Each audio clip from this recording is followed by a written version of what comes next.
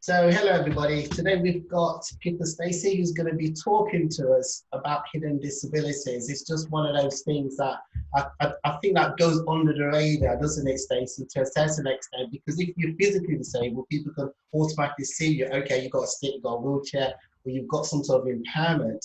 But within hidden disability, it's a lot more difficult. So you want to actually just tell us about yourself and, nature of your disability, and just go for it. Yeah, cool. Thank you for having me, first of all. My name is Pippa. I'm based in York and I have a chronic illness called ME, myalgic encephalomyelitis. The symptoms of that in a nutshell are things like debilitating fatigue, chronic pain, post-exertional malaise, sensory overload, a whole host of really fun symptoms like that. But I am one of the more fortunate ones, so I do manage to work part-time from home. I'm a freelance writer and a blogger, and I also work in communications in the charity sector, which I love. I have a blog called Life with Pippa, and I do a lot of stuff on social media. And at the start of this year, I released my debut non-fiction book, which is called University and Chronic Illness, a Survival Guide. I think that's me in a nutshell. Just plug everything right at the start. That's an awful lot. So how do you actually manage, obviously, with a chronic illness, like ME, how do you actually manage that? And they basically fit everything else at the same time. It took a lot of trial and error, and it's taken me years and years and years to learn how to pace myself properly. So it's all about finding your baseline and sort of structuring your activity management around that. So it took me such a long time to figure out that burning yourself out shouldn't be the end goal. It's all about finding what works for you, and sometimes you have to find creative ways of getting around things.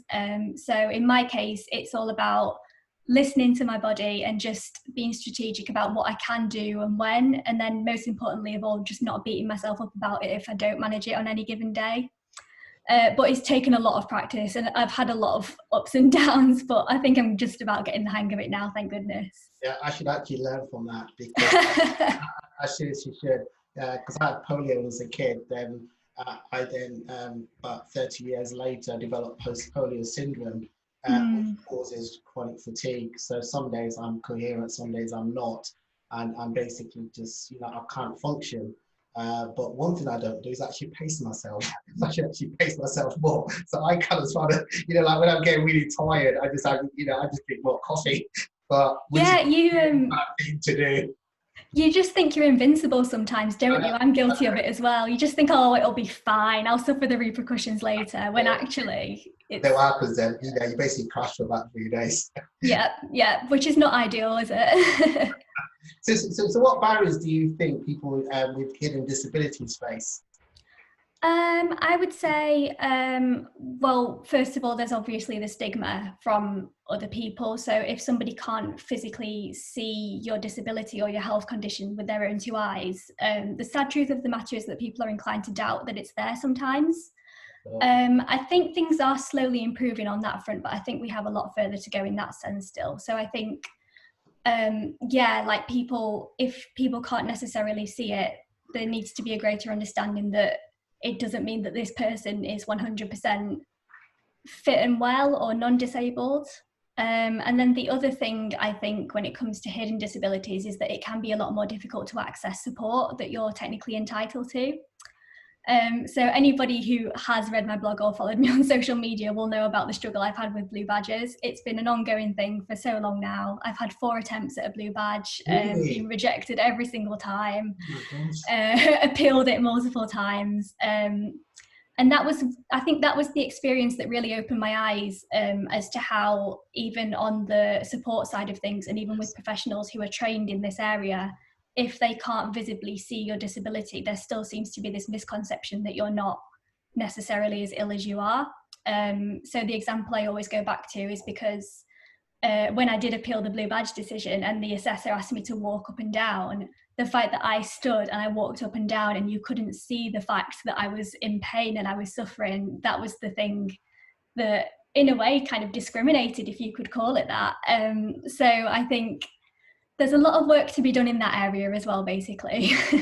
I was going to say, I bet sometimes you just feel like you probably just, that you probably wish that you had like a wheelchair or some sort of limp or something. So honestly, Yes. the temptation to actually like hobble along to try and prove a point. But the irony is, I do, because of my ME, I do use a wheelchair for longer distances. So Yeah. I kind of have the experience on both sides. And while I'm absolutely not under any circumstances implying that being a wheelchair user isn't without its issues, because oh my goodness, there are so many issues. There is a difference in people's reactions compared to when I'm not using mobility aids compared to when I am, and that's been really interesting to see as well. I can definitely relate to that because I can walk. Yeah. Well, I walk badly. But I've noticed that the way people perceive me when I'm in my wheelchair is completely different to when I'm in my mobility scooter, and also to when I'm actually in my wheelchair. So it's always, it's actually more like a hierarchy that if you're standing up, okay, they can see that you're disabled, but then they kind of interact with you slightly differently. When you're in a scooter, I think in their minds they're like, okay, this person's in a scooter, a mobility scooter, so most likely they can stand up. But when you're in a wheelchair, it's almost like they kind of write you off. You know?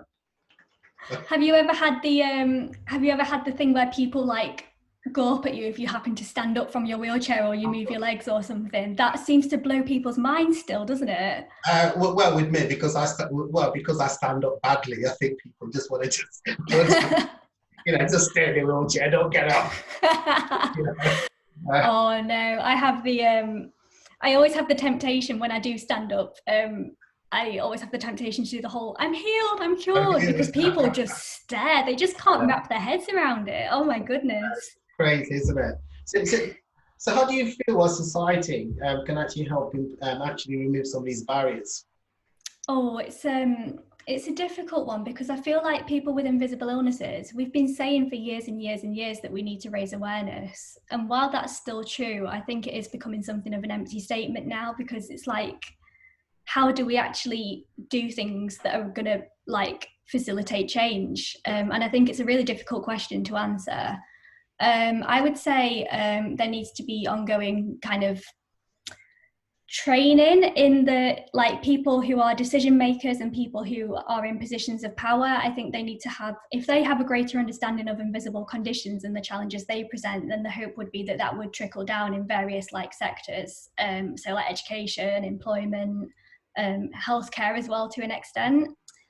And I think consulting with invisibly ill people is a really important one as well. So even in conversations that are about disability more widely, I think the lived experiences of people with invisible conditions needs to still be a really valid part of that contribution as well.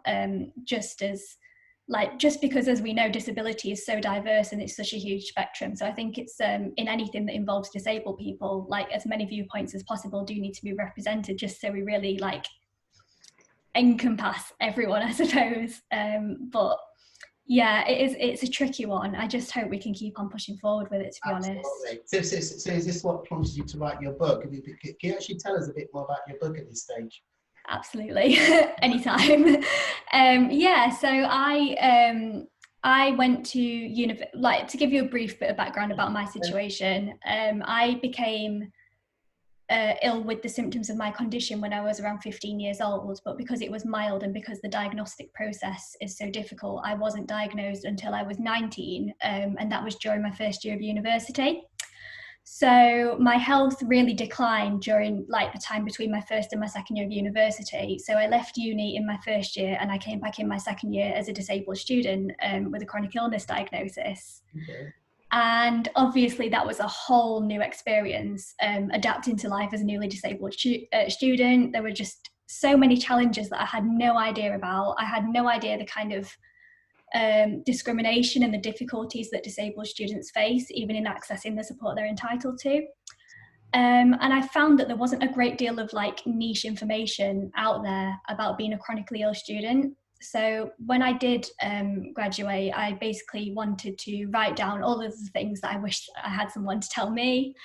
It originally started out as a blog post, but I soon figured out that there was way too much to say to fit in a blog post. So eventually it did evolve into a book, and that book is now on sale, and I'm so pleased with the response so far. I'm really like, the feedback means so much to me, because it's kind of like I say, it's the first kind of resource of its kind. So I'm really trying to push it to individuals, but also to universities and schools and colleges, so that they have it on standby for any student that might benefit from it as well. So it's an ongoing thing. Oh, and that's excellent. So it's actually, it's called University and Chronic Illness, a Survival Guide. So do you mind just obviously just giving us a flavour as to what's in the book? Because obviously you've got a guide, so you can just summarise some of the key points for our listeners. Yeah, absolutely. So not listeners, viewers. They can see our beautiful faces. Absolutely.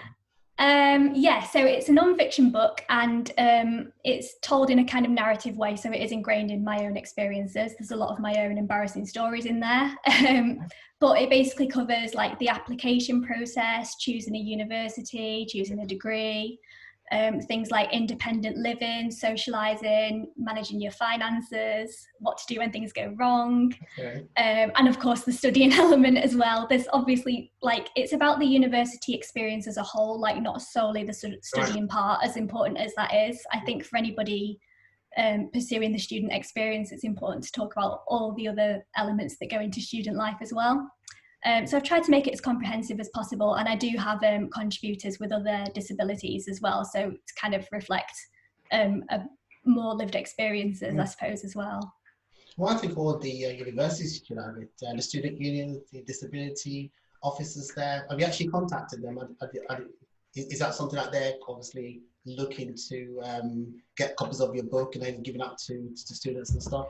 Yeah, it's we've had so I've reached out to the majority of them now, and there are some that we haven't heard back from, unfortunately, but there are others who've been really keen, and that's been really uplifting to see as well, like disability officers and like people who look after student welfare, like the fact that they're proactively reaching out and like trying to learn more about student experiences, like that means so much to me as well, because if these people who are supporting chronically ill students have a greater understanding of these unique challenges that people face, I think that's a really positive thing. Absolutely. So how do you feel how social media has actually impacted on the way people perceive hidden disabilities? Oh, it's a really interesting one. Social media is a big part of what I do, and I do spend a lot of time on social media. I think overall it is a positive thing, because so often social media is a highlights reel. It's like people posting all of their best bits, but the really refreshing thing about the chronic illness community is that people feel comfortable to talk about the realities behind like the perfect pictures that they post, to show the sides of disability that might go more hidden sometimes, hence hidden disabilities. So the struggles that somebody might not necessarily see if they were meeting this person face to face. Like, so for ME, the example that comes to mind is post-exertional malaise, which is where the payback from doing something hits you at a later date. Yes. So somebody might post like a really beautiful stage photo of them out and about, but then they can also share the reality of the fact that the next day this left them really poorly. Yes. And I think that goes some way in again raising awareness of these specific issues, but I also think that brings a lot of comfort to people who have invisible illnesses. Absolutely. Yeah, I know when I was first starting out in the community, like I found a lot of comfort in following people who were having similar experiences to what I have, and knowing that I wasn't alone. And the fact that people now do that with me as well, that is just the best thing ever. It's just a really lovely community. Oh, that's fantastic. So what advice would you give someone to, someone who's actually just acquired a hidden disability similar to yours? What advice would you give them? Oh, I think as well as the kind of physical side of it, like getting to know your body, like spending some time figuring out what's going to work for you, I think definitely reach out to other people who are in similar situations, and don't be afraid to talk about your experiences. Like, just because your illness is invisible, it doesn't mean that you have to keep your struggles to yourself. If anything, I think it might be all the more important that people communicate about what they're experiencing, so they don't find themselves isolated or alienated because of it. So yeah, I think immersing yourself in the community can be a really positive thing, and just communicating. It's such a stereotypical answer, but it is so important, isn't it? Yeah, absolutely. So have you got like any resources that you can actually highlight that people can go to like Facebook groups, your website, for instance. What's your website address, by the way? It's Life of Pippa, so it's www.lifeofpippa.co.uk, and I'm also most active on Instagram. You can find me at Life of Pippa. There's a lot of really brilliant people on Instagram, so even just using hashtags like chronic illness, invisible illness, Spoonie is like the analogy for the spoon theory of chronic illness. Once you connect with a few of these people, you soon find this whole other community of really lovely people. So yeah, social media is a good place to start. And also the charities associated with your invisible illness often have like online forums, or they have like Facebook groups and stuff that you can join. So just put some feelers out there, do a bit of research, and see what you can find. That sounds fantastic. Unfortunately, we're supposed to have Sarah Bartlett with us, and it's supposed to obviously be supposed to be 3 people. But unfortunately, one person pulled out a couple of weeks ago because she had a prior engagement, and unfortunately, Sarah's turned up. And we're supposed to be going on for about an hour, but you know what? We're going to make it half an hour. Yeah, we've blitzed through, haven't we? Absolutely, really blitzed through it. But have you got like any final thoughts? Anything else that you'd like to share with the audience? I suppose just take-home points are just to keep open-minded about invisible conditions, and just respect the fact that everybody with a disability has different lived experiences, and support the organisations who are doing what they can to make the world more accessible and inclusive, Access Rating being one of them. Oh, thank you so much. Yeah, throw your support behind, and just lift people up, I suppose. No, that's fantastic. Thanks for the plug there for Access Rating. As you know, we've got a crowdfunder starting on Monday. We're looking to raise, basically looking to raise 40,000 to actually continue with the project, to take the project going forward. We've just released version 4 of the app. It actually says version 4, but in reality, it's actually version 7. You know, it's almost every month we're coming out with new, basically new additions and new updates to you know, to the app. But you know, you've been absolutely brilliant, and you know, and thank you so much. This is actually the last one in our webinar, but I'd say this is probably one of the best ones. Oh, I don't think stop it. But thanks so much. So what we're going to do is, like I said, is that we're going to upload this onto LinkedIn, onto Facebook as well, and then we'll send you a link. Awesome. Thank you so much for having me. Okay, you take care, Sarah. Oh, sorry, Pippa. Close enough. No, thank you so much. Okay, bye. Bye. Bye.